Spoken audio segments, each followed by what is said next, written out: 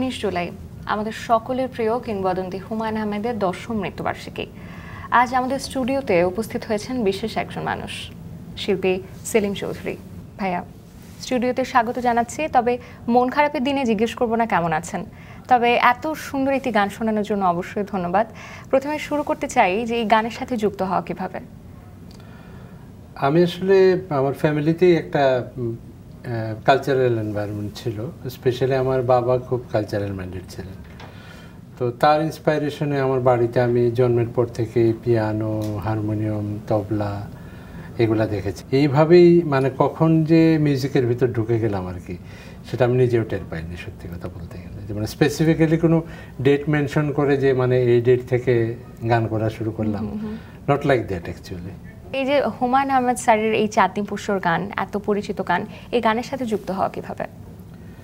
Actually মানে গানের সাথে যুক্ত হওয়া, স্যারের সাথে কাজে যুক্ত হওয়াটা, সেটা আমি আসলে ঢাকা ইউনিভার্সিটির স্টুডেন্ট ছিলাম মাইক্রোবায়োলজি ডিপার্টমেন্টে।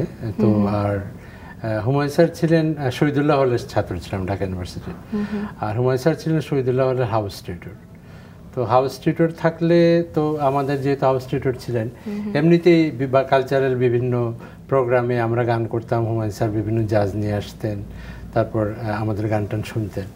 তো ওই সেন্সে কিন্তু আমরা যে গান করি, বা আমার যে প্রথম যে ক্যাসেটটা বের হলো কবিতার মধ্যে চোখ, সেই ক্যাসেটেরও একটা কপি কিন্তু আমি হুমায়ূন স্যারকে দিয়েছিলাম। তারপর থেকে হুমায়ূন স্যার প্রায় ক্লাস থেকে হয়তো আমি ফিরছি, স্যার হয়তো ক্লাস নিতে যাচ্ছেন, পুকুরের পাড়ে শহীদুল্লাহ হলের একটা খুব সুন্দর পুকুর ছিল, পুকুরের পাড়ে দেখা হলে স্যার জিজ্ঞেস করতেন যে তোমার গান বাজনার খবর কি।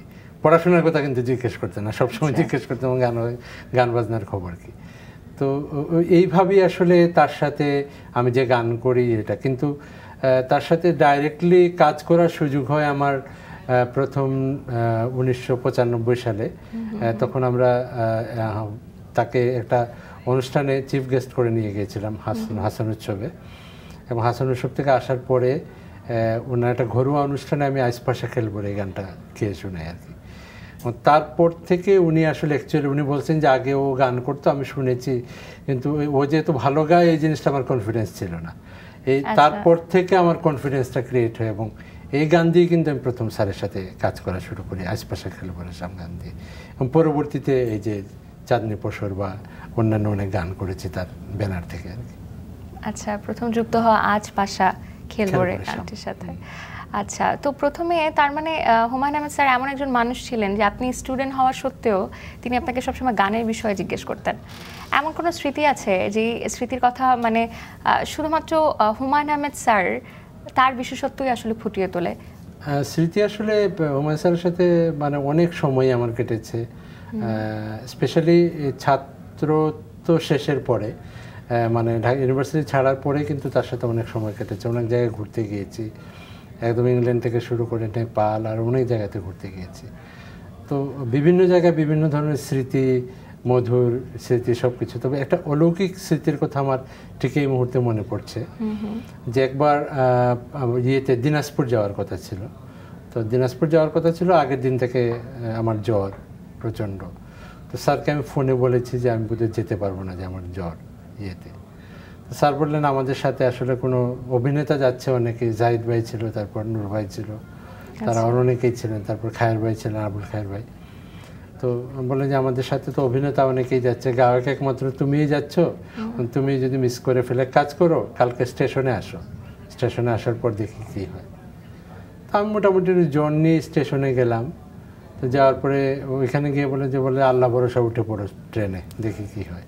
তো ট্রেনে ওঠার পরে বেশ দুইবার এসে উনি মানে মাথায় হাত দিয়ে বলতে গেলাম, আমি কিন্তু শুয়েছিলাম ওই যে স্টেশন যে ট্রেনের যে সিট থাকে সেটা ঘুমাইছিলাম।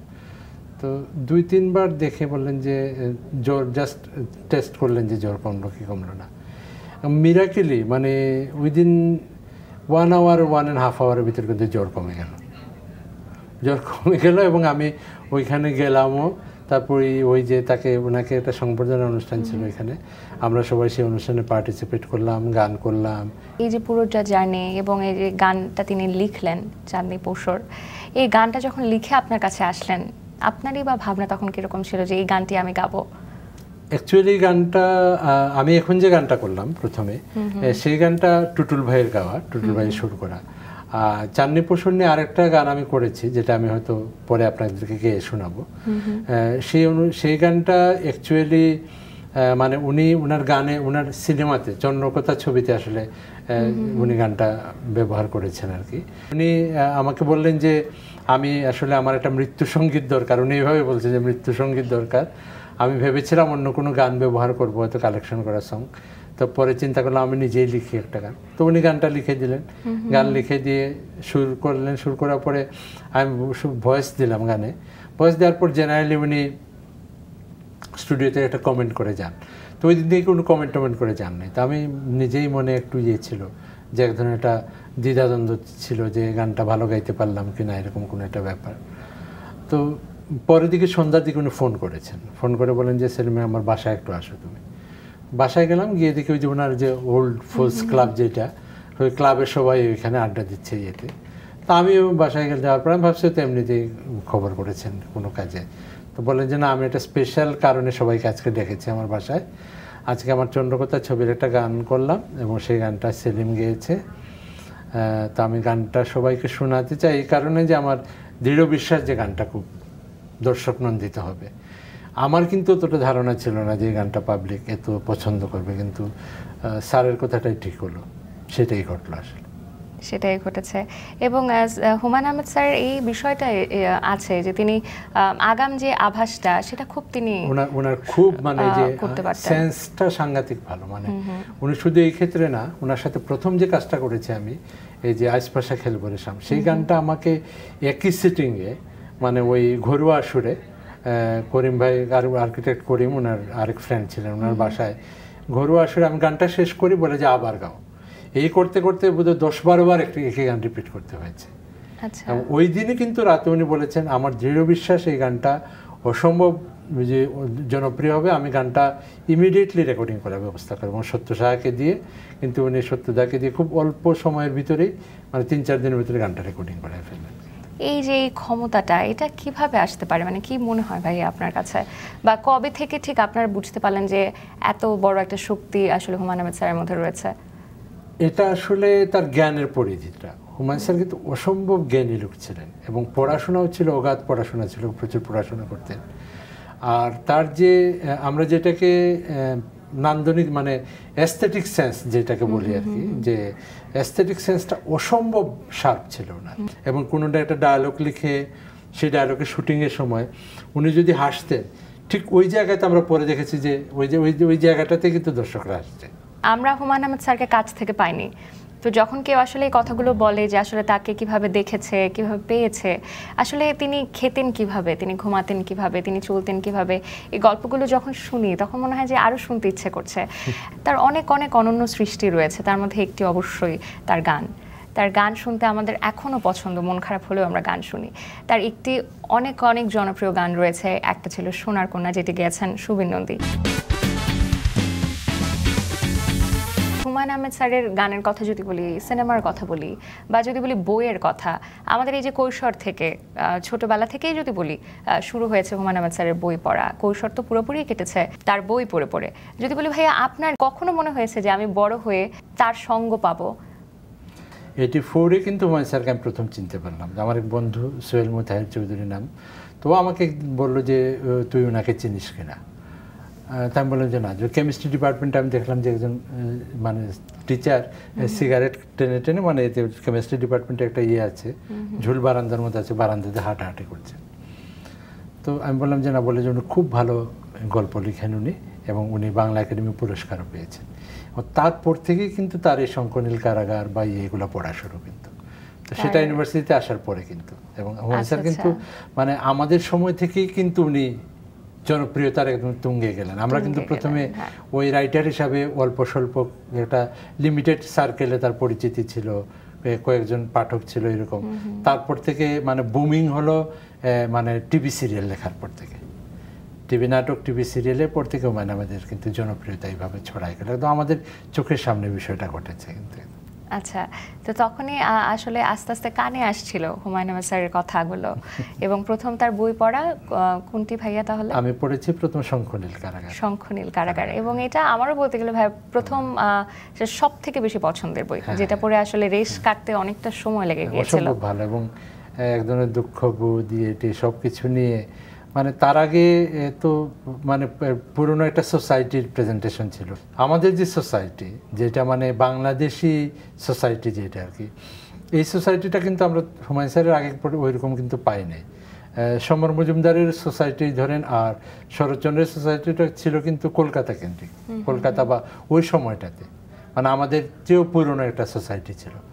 তো আমরা এই প্রথম মানে আমাদেরকে দেখতে পেলাম ছাপার অক্ষরে, আমার মনে হলো আর কি, যে ঠিক আমরা আমাদেরকেই দেখছি ছাপার অক্ষরে। আমার পরিবার, আমার পাশের বাসার বড় আপা, আমার ছোট ভাই, আমার খালা, আমার মা, এরা যেন উপন্যাসের চরিত্র হয়ে উঠে আসলো আর কি। এটাই মনে হয় হুমায়ুন আহমেদ স্যার সব থেকে বড় বিশেষত্ব, যে তিনি আমাদের গল্পগুলোই আমাদের গল্প বলতেন। আমরা এই প্রথম আমাদের রিপ্রেজেন্টেশনটা দেখলাম গল্পে আসলে হুমায়ুন স্যারের মাধ্যমে। তবে ভাই এই যে তখন আপনারা ইয়াং জেনারেশন ছিলেন, মানে তখন তরুণ একটা প্রজন্ম, ঠিক বলে না যে তরুণ প্রজন্মটা না ঠিক জাজ করতে পারে যে আসলে আমাদের এখন জেনারেশনে কি চলছে। ঠিক উনি যে ভিন্ন একটা আঙ্গিকে আসলো সিনেমা নিয়ে বা নাটক নিয়ে, আমরা দেখতাম যে খুব, এখন তো আমরা বুঝি যে হুমায়ুন আহমেদ স্যার মানে একটু অন্যরকম করে তিনি গল্প বলার চেষ্টা করতেন। আপনাদের কাছে কি মনে হতো আসলে প্রথম যে আসলে এই নির্মাতা কি বলতে চাচ্ছে বা এরকম ভিন্নভাবে কেন উপস্থাপন করছে, তখন কি এই প্রশ্নগুলো আসতো নতুন প্রজন্মের কাছে? আমরা তো এর আগ পর্যন্ত কিন্তু আমাদের একটা ব্যাপার ছিল কি, যে আমরা খুব একটা মরাল কিছু ব্যাপার নাটকের পরে থাকবে এরকম একটা এক্সপেকটেশন ছিল বা ইয়েটি ছিল। তো হুমায়ুন স্যার কিন্তু প্রথম মানে ড্রামার যে সিচুয়েশনাল কমেডি যে বিষয়টা আর কি, এই জিনিসটা কিন্তু হুমায়ুন স্যারই প্রথম নিয়ে আসেন আমার কাছে মনে হয়েছে। তার আগে ওই রকম কোনো সিচুয়েশনাল কমেডি আমরা দেখি নাই। ইংরেজি সিরিজ ছিল অনেকগুলা, ইংরেজি সিরিজ সিচুয়েশনাল কমেডি ছিল, কিন্তু আমরা মানে আমাদের এই সোসাইটির ভিতরে যে এই জন্য একটা সিচুয়েশনাল কমেডি করা যায়, এটা কিন্তু প্রথম আমরা হুমায়ুন স্যারের নাটক থেকে শিখতে পারলাম আর কি। তো এবং এই প্রেজেন্টেশনটা কিন্তু আমাদের কাছে অসম্ভব ভালো লেগেছে। মানে নতুন জিনিস, নতুন রকম একটা ব্যাপার, সব জিনিসটাকে মানে আহামরি কোনো কিছু, সব কিছু মনে হয় যে উনি আসলে কোনো কিছু শিক্ষা দিচ্ছেন না, আসলে আলটিমেটলি কিন্তু মরাল একটা ব্যাপার থাকতো তার নাটকে সবসময়। মানে তখন নতুন কিন্তু উনি বলতেন না ওইরকম কোনো কিছু, না বলেই হয়তো একটা মরাল ব্যাপার এমনভাবে ঢুকিয়ে দিতেন। উনি বলেন নাই, উনি যেমন ধরেন যখন বাংলাদেশ টেলিভিশনে রাজাকার শব্দ ব্যবহার করাটা ইয়ে ছিল, মানে নিষিদ্ধ ছিল, উনি কিন্তু তখন তুই রাজাকার বলেছেন পাখি দিয়ে, তাই না, সিম্বলিক ওয়েতে বলিয়েছেন। তো তার যে বলার স্টাইলটা, এবং ওই স্টাইলটা জানতেন যে কিভাবে বলতে হবে। আচ্ছা ভাইয়া, এই যে হুমায়ুন আহমেদ স্যারকে নিয়ে পুরোটা সময় কথা হচ্ছে, আমাদের না দূর থেকে মনে হয় কিনা হুমায়ুন আহমেদ স্যার বোধহয় খুব রাগী মানুষ বা সোজা সাপটা কথা বলতে পছন্দ করেন, খুব রেগে থাকেন। আসলে ব্যক্তিগতভাবে তো আপনারা তার সংস্পর্শ পেয়েছেন, তিনি কেমন মানুষ ছিলেন? আসলে কি খুব একটা রাগী মানুষ ছিলেন কিনা? রাগ করতেন মাঝে মাঝে, কিন্তু খুব রাগী না আসলে। হুমায়ুন স্যার সবসময় খুব লাউজি একটা ইজি অ্যাটমসফিয়ারের উপরে কাজ করতেন। সব আর্টিস্টদের সাথে এক ধরনের ফ্রেন্ডলি, ইজি গোয়িং একটা সম্পর্ক থাকতো এবং সবার সাথে ওইভাবে বিহেভ করতেন। মাঝে মাঝে রেগে যেতেন, এটা ভেরি রেয়ার। হয়তো কোনো একটা কাজ করতে গেলে এক সময় হয় না যে এটা হয়তো উল্টাপাল্টা কিছু একটা হয়ে গেল বা ইয়েতে, তখন রাখতেন, কিন্তু রাগটা আবার বেশিক্ষণ ধরে রাখতেন না। কিন্তু বা কাউকে বকাঝকা করলে পরে কিন্তু আবার ওটা সামহাও ডেকে নিয়ে এসে কিন্তু কনসিল করে দিতেন এটা আবার কোনোভাবে। আপনি কখনো এরকম মুখোমুখি হয়েছেন তার রাগের? না, আমি এরকম কোনো রাগের মুখোমুখি হয় নাই, কারণ তার ওইখানে যারা কাজ করতেন সবাই তো আসলে হুমায়ুন স্যারের সাথে কাজ করতেই আসছিলেন, আর আমি তো আসলে তার সাথে কাজ করতে গিয়েছি এজ এ স্টুডেন্ট। তো সো দ্যাট স্টুডেন্ট টিচারের যে একটা সম্পর্ক বা একজন একটা ডিস্টেন্স, ওই ডিস্টেন্সটা কিন্তু উনি মারা যাওয়ার আগ পর্যন্ত আমার সাথে ছিল। কিন্তু এক ধরনের ফ্রেন্ডলি সম্পর্কও ছিল, বাট একটা ডিস্টেন্সও ছিল। কিন্তু সেই কারণে মানে ওই ধরনের কোনো অ্যাটমসফিয়ার বা রাগ করার মতো ইয়ে করার মতো কোনো সিচুয়েশন তৈরি হয়নি। তো মাঝে মাঝে মজা করতেন উনি, যে কোনো সবার সাথে মজা করতেন, আমার সাথে মজা করেছেন বিভিন্ন। যখনই বলছিলেন যে আসলে তার শেষ সময় পর্যন্ত ছিলেন, এই যে শেষ সময়ের কথাগুলো যখন চলে আসে তখনই আমাদের আসলে মন খারাপটা আরও দ্বিগুণ বেড়ে যায়। এই শেষ সময়গুলো দেখা, কখনো মনে হয়েছিল এত অল্প সময়ে হুমায়ুন আহমেদ স্যার আমাদের ছেড়ে চলে যাবেন, বা শেষ সময়গুলো আপনার চোখে, নিজের চোখে দেখা কিরকম ছিল? আসলে উনি যে পরিমাণ মানে সাহসী ছিলেন, এবং যাওয়ার সময় উনি মানে তার মৃত্যু নিয়ে এসব নিয়ে কিন্তু উনি কিন্তু ইয়ে করে গিয়েছেন, কৌতুক করেছেন, ইয়ে করেছেন। তা আমরা সেটার করে আমরা মনে হয়েছে যে স্যার আসলে এত কারেজিয়াস একটা লোক, উনি যে মারা যাবেন মনে হয় নাই। আর আমেরিকাতে তো ওনার প্রবলেমগুলো হলো, আমরা কিন্তু সবসময় খবর পাচ্ছিলাম। প্রথম খবর পেলাম যে অপারেশন হলো, প্রথমে তো কেমোথেরাপি দিয়ে আসলেন একবার দেখা করতে। তো কেমোথেরাপি দিয়ে আসার পরে তো হি কোয়াইট ওকে, খুব ভালো, সবার সাথে আলাপ টালাপ করেছেন। তারপর গিয়ে যখন অপারেশন করলেন, অপারেশনের পরেও তো কিন্তু প্রথম তো সাকসেসফুল অপারেশনই হলো, ভালো, খুবই ভালো চলা, বাসায় আবার ফেরত আসছেন। তো আমরা তো জানি যে উইদিন ভেরি শর্ট টাইম উনি ভালো হয়ে ফিরে আসবেন, কিন্তু তারপরে হুটহাট করে যে এরকম একটা ইয়ে হয়ে যাবে, আবার যে ব্লিডিং শুরু হবে আর আবার যে হাসপাতালে গিয়ে মারা যাবেন, এটা কিন্তু আউট অফ ইমাজিনেশন ছিল। মানে সব কিছু খুব পজিটিভ ওয়েতে আগাতে আগাতে একদম শেষ মুহূর্তে গিয়ে কিন্তু অ্যাক্সিডেন্টটা হলো। কিন্তু মানে কেউ কোনো আশাই করতে পারে নাই যে স্যার আসলে, কারণ অপারেশন তো সাকসেসফুল। মাঝখানে এসে যে উনি যে ঘেটুপুত্র কমলার যেটা রিলিজ করলেন বা উনি অনুষ্ঠানে ছিলেন, তখন ঘেটুপুত্র কমলাতে আমি নিজে এমনিতে গান করি নাই, কিন্তু ওইটাতে 3-4টা গান আমি কালেকশন করে দিয়েছিলাম। ওই যে শুয়া উড়িল, তারপরে যে ঘেটু গান, এগুলো সব কালেকশন করে আমি দিয়েছি ওনাকে। তো ওই সময়টাতে কিন্তু কখনোই মনে হয় নাই যে আসলে যে উনি এত তাড়াতাড়ি যে মারা যাবেন। বিশ্বাস করতেই মন চাচ্ছিল না, কিন্তু পরে তো সেটাই ঘটলো। আর আসলে হুমায়ুন স্যারের দরকার ছিল আরও, অ্যাটলিস্ট আমাদেরকে যদি আরও 15-20টা বছর উনি আমাদের এই সেক্টরটাতে কাজ করে যেতেন, আমরা আরও অনেক বেশি এনরিচ হতে পারতাম, আরও অনেক নতুন নতুন জিনিস আমরা পেতাম। এইটুকু আমার দৃঢ় বিশ্বাস যে উনি আরও অনেক কিছু, অনেক দেবার ছিল। তার যে নলেজ বেস, তার যে জ্ঞানের পরিধি, উনি বাংলা সাহিত্যেই বলেন আর আমাদের এই চলচ্চিত্রে বলেন, নাটকে বলেন, অনেক কিছু দেওয়ার ছিল কিন্তু তার আরও। ভাইয়া আসলে হুমায়ুন আহমেদ স্যারের কথা বলে কখনোই শেষ করা যাবে না, সারাদিন ধরেই বলা যাবে। তবে অবশ্যই চাই তিনি যেখানেই থাকুক ভালো থাকুক। একদম সময় আমাদের শেষ হয়ে এসেছে, তবে যাবার আগে যেতে যেতে অবশ্যই তারই ছবির আপনার সব থেকে জনপ্রিয় গানটি শুনতে শুনতে আজকে যেতে চাই।